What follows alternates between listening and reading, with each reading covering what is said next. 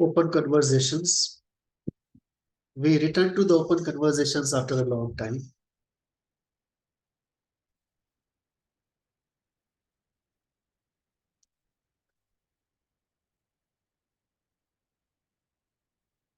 Engagement today will be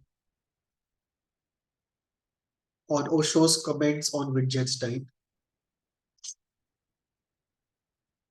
Osho and Wittgenstein both were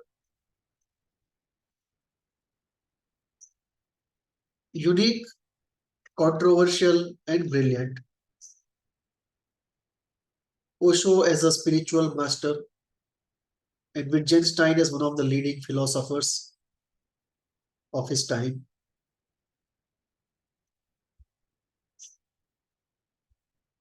Osho has commented elaborately on many spiritual masters, spiritual texts, religious texts, philosophical texts.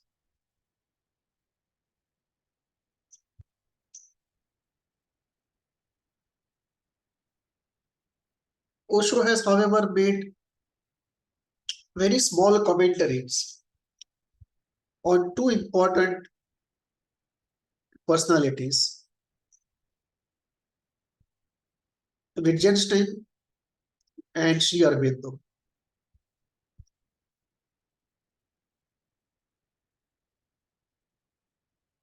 Sri Aurobindo and Wittgenstein both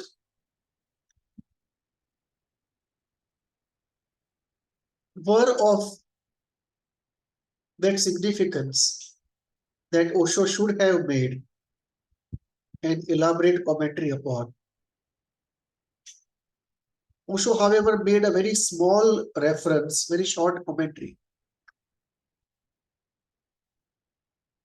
Part of the reason was Osho could not understand completely what they were saying. And what they were saying was too complicated, too deep. And Osho got in touch with both of them towards the end of his life. This life was a short life, 52 years, I believe. He was not keeping well.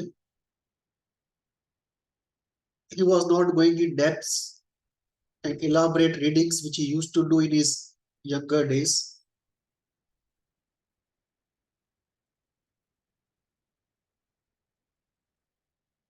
Had Osho's encounter with Wittgenstein and Sri Aurobindo been in his younger days, I am sure he would have made an elaborate comment.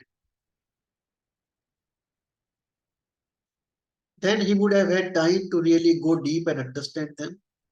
But towards the end of his life, as he came in touch with these two, he made very short commentaries, broadly dismissing them as doing intellectual work and not spiritual work.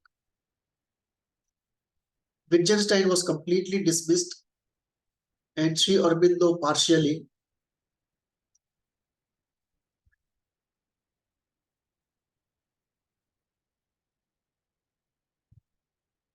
Osho's commentary, very small commentary on Wittgenstein, that dismisses Wittgenstein's journey of life as into intellectual labyrinths, when with his capability, Wittgenstein could have become a very good spiritual aspirant, sadhak, and progressed fast on his journey of evolution towards enlightenment.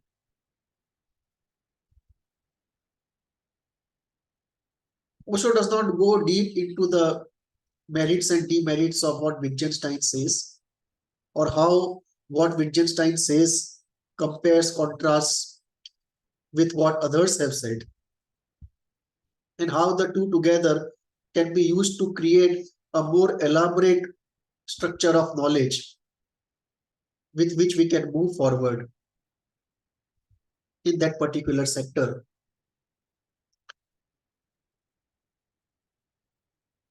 Osho dismisses Tractatus, Wittgenstein's work, as a detour into intellectual madness, and he uses words very dear to this expression. And I have chosen this as an occasion,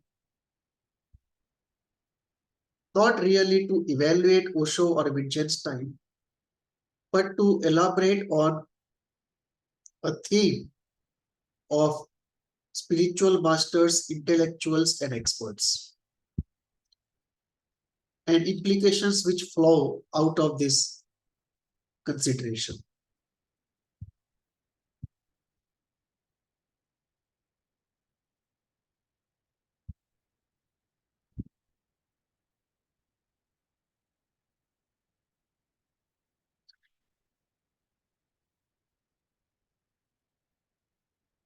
Osho dismissed Tractatus as one more detour into intellectual madness. Not that the dismissal was wrong. We all have an intuitive perception of truth, and we know something is wrong somewhere, even if we don't understand it fully. That may not be scientifically, empirically true, but it's very true in the living sense of the term. Spiritually, in spirituality and philosophy, especially those who give value to intuition, Osho's dismissal was not out of place. Even though Osho would not have grasped the whole of it, he would have definitely grasped part of it because he was trained in philosophy. He was a professor of philosophy.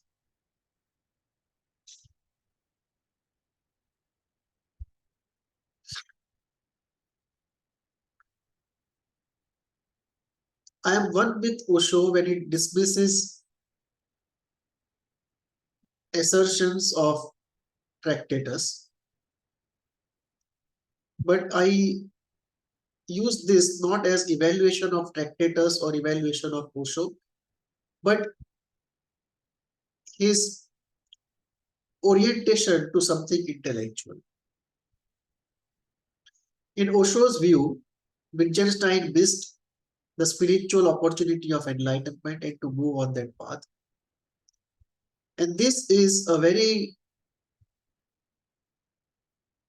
common dismissal of the intellectual by the spiritual. Most spiritual masters dismiss the intellectual not only as a diversion or something not important, but almost condemn it as though something useful, something useless, and actually damaging to the spiritual aspirant. So there is this condemnation of intellect, the condemnation of thought, the condemnation of knowledge and science, the condemnation of materialism, which to me is not right. And this brings us to another aspect, the aspect of how seriously or not seriously should we take a spiritual master in various areas. And the difficulty here is in India, more so, in a lesser extent, to a lesser extent in the rest of the world, we are not able to differentiate between a spiritual master, an intellectual, and a subject expert. People project omnipotence so much on the spiritual master that over a period of time, he starts dabbling into areas which are areas of an intellectual or an expert. Not that a spiritual master cannot be an intellectual or an expert, but most spiritual masters are not. If you have somebody like Osho, you have a combination of a master and an intellectual. If you have somebody like Sri Aurobindo, you have all the three. If you have somebody like Swami Rama, again you have all the, at least you have the master and the expert, if not the intellectual.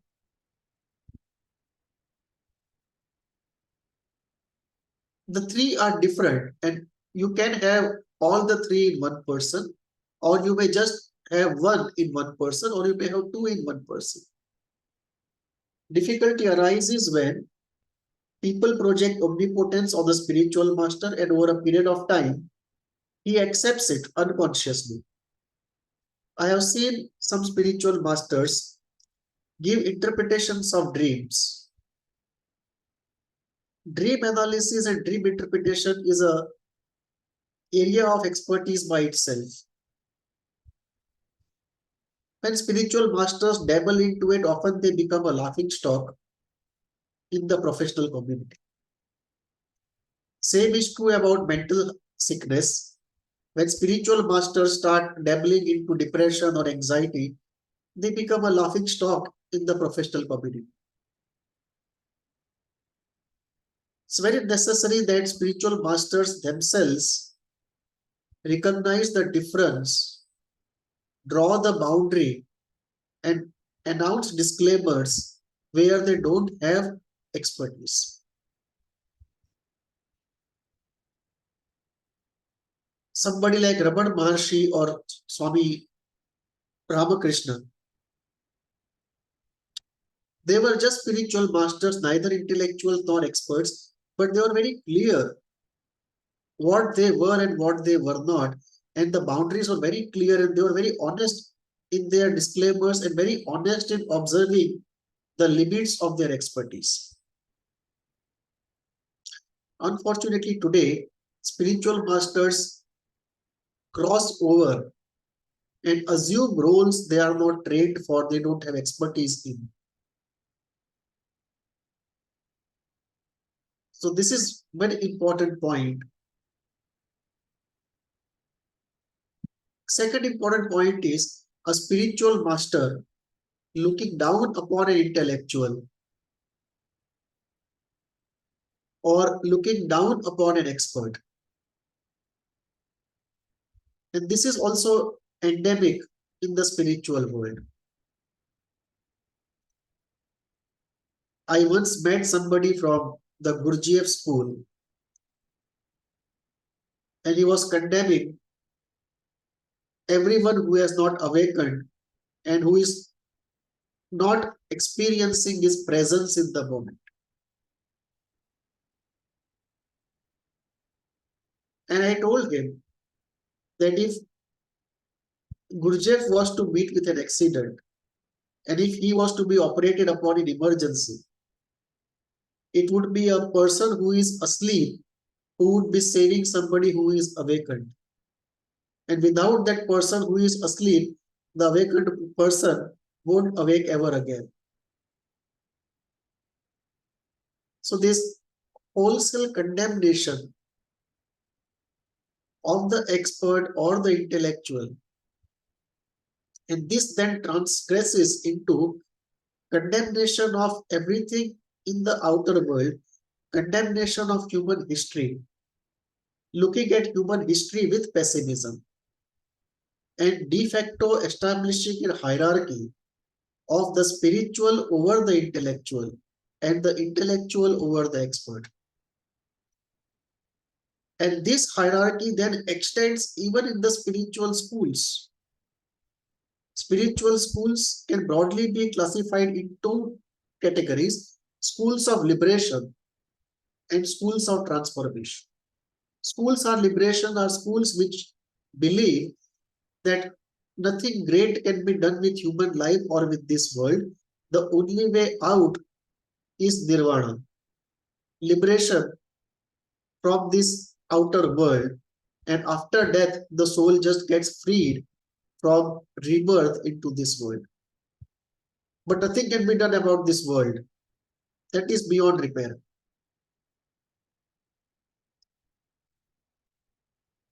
Schools of transformation believe that what we see in history in our life is significant, and they are optimistic about this world, that our life can be bettered, this world can be made a better place, and there is no reason to give up.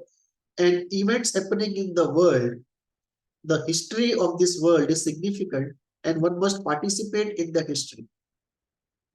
The battle of good versus evil keeps happening all the time. The battle of ignorance versus knowledge and progress keeps happening all the time. Battle of celebration versus suffering keeps happening all the time.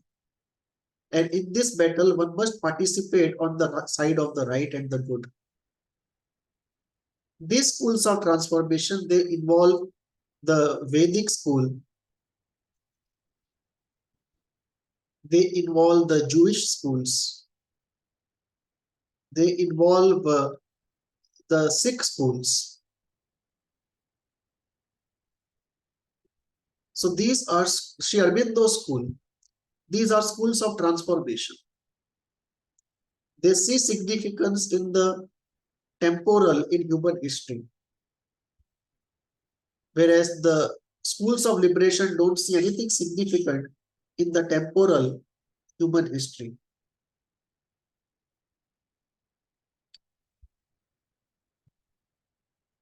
Schools of liberation are content, therefore, with essential knowledge because they don't really want to change the world or one's own life. Whereas schools of comprehensive knowledge deal with Vigyan, they are not just satisfied with Gyan. They want Vishisht Gyan, Vigyan, and they want to change themselves and the world so that they can live better, enjoy more, and make a better life for themselves and the world. These are the schools which talk about Buddha the Zorba. Osho was in a strange position. On one hand, he said Buddha the Zorba, but the intellectual aspect of Zorba, the scientific aspect of Zorba, was completely unassimilated in what he did. He kept it away because he saw that as a diversion from the spiritual journey, which is not untrue, which is true, but that is where the difficulty lies, how to synthesize this.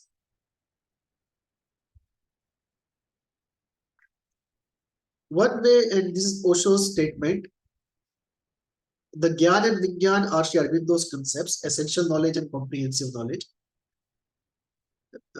Liberation versus transformation also is his concept. And one of Osho's concept is we can divide the spiritual schools in the path of yes and path of no.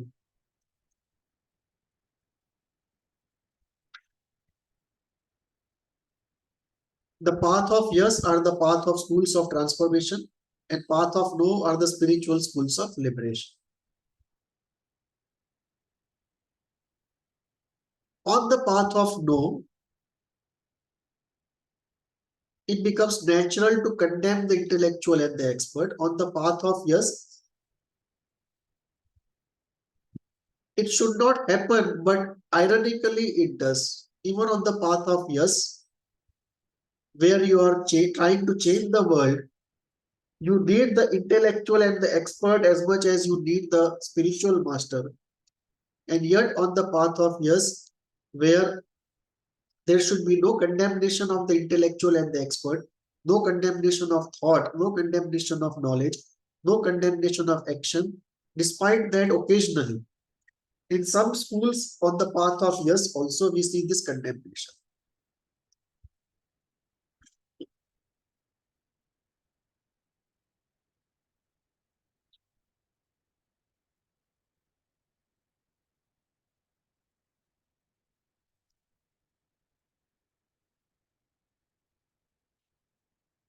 Once we realize that we have a choice between the schools of liberation and the schools of transformation, and in the school of transformation, we have to respect, there's no way out, all the three, the spiritual master, the intellectual, and the expert.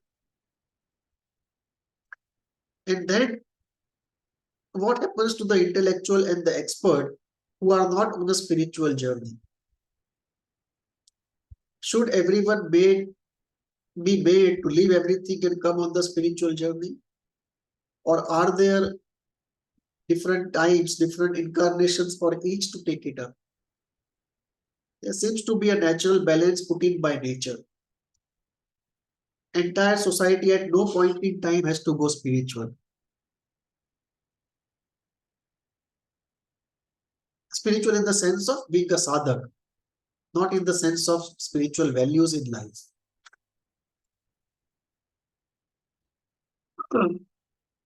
Related to our discussion are a few concepts, we'll put them in. How do we see the canvas of the goal state of enlightenment?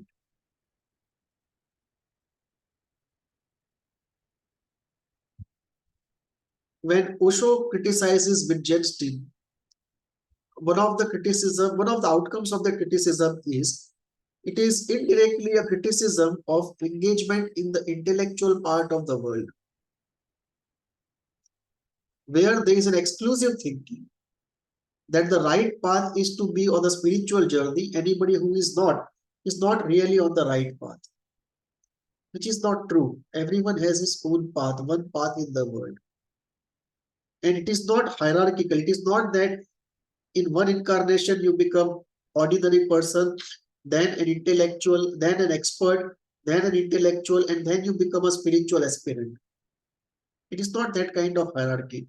Paths move in very organic and unique ways. One person's path may be sequential. He first becomes an ordinary person, then an expert, then an intellectual, and then a spiritual aspirant. In another person's case, he becomes a normal person and directly a spiritual aspirant. In a third person, he becomes an expert and a spiritual aspirant. So there are all combinations which happen. And it is not that a person who is on a spiritual journey this incarnation, in the next incarnation, he will be ahead of somebody who joins in the spiritual journey in the next incarnation after being an expert in this journey, in this incarnation. He may overtake the person who has been in the spiritual journey for the last 3 incarnations. There are all kinds of permutations and combinations. And there is a pluralism of spiritual paths.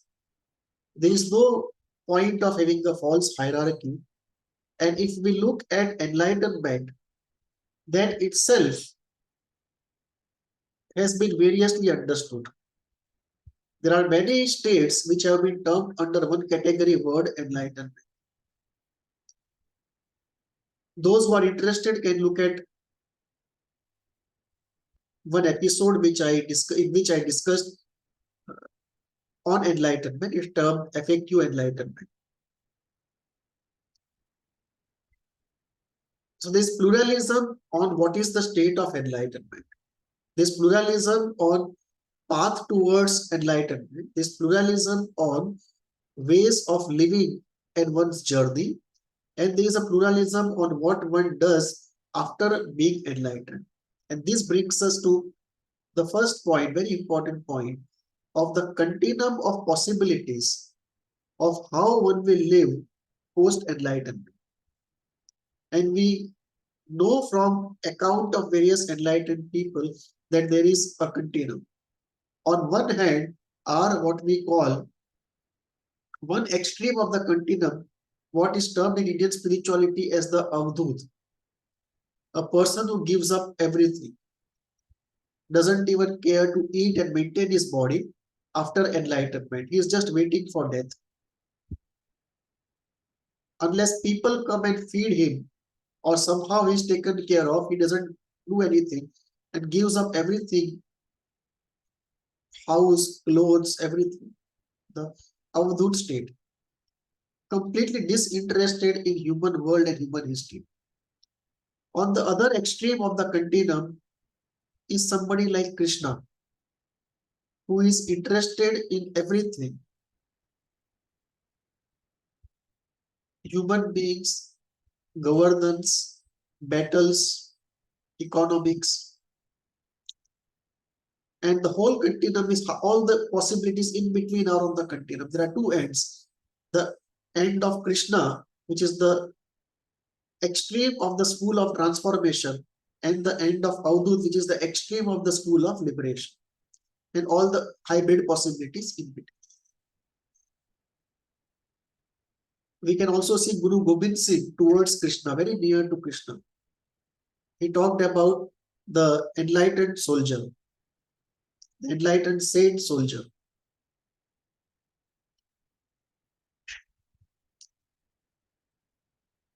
And the law of the world is such that all the permutations and combinations are equally valid and unique and relevant for each person. And therefore, the spiritual openness is very necessary without condemning the intellectual. Wittgenstein, in the next incarnation, who knows, may travel very fast on the spiritual path. And maybe one of the reasons would be what he has done intellectually in this incarnation. So each has to play a role in the journey of the universe, and accordingly, unique plan of evolution exists. And this brings us to the aspect of social design, that if we have this kind of a spiritual openness and pluralism, can we find some patterns and groups? And in accordance with the evolution and the principle of universe, our universe, can we create a social design, a pluralistic social design, which can suit different groups and help enhance celebration and spiritual progress? I have elaborated on this social design aspect in another episode. What can be different cultural formats that can be made available as a choice to individuals, because each will fit into some format. And how can these formats work together synergistically without any conflict and enriching and adding to everyone else and creating the whole constellation, uh, optimum constellation.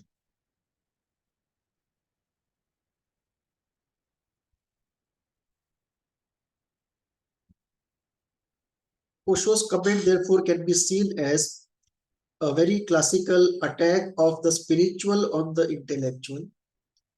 And we discussed how this did not be the case. Exceptionally, let me not say exceptionally, but in many situations, what Osho said is also true when, not for Wittgenstein, but for some who pass themselves off as intellectuals, but actually are average, above average intellectuals, and they are not likely to contribute anything world shaking, but they may progress fast on the spiritual path if they decide to do so. In those situations, the condemnation of the intellectual by the spiritual is productive and relevant. In general, no. Thank you.